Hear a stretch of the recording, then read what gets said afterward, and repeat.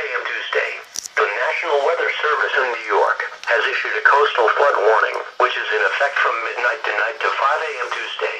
The coastal flood watch is no longer in effect. Locations: the South Shore bays of western Long Island.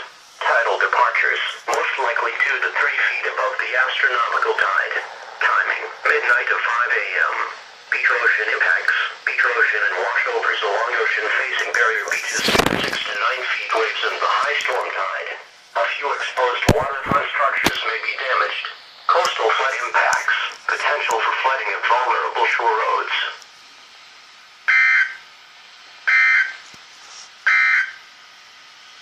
The coastal waters forecast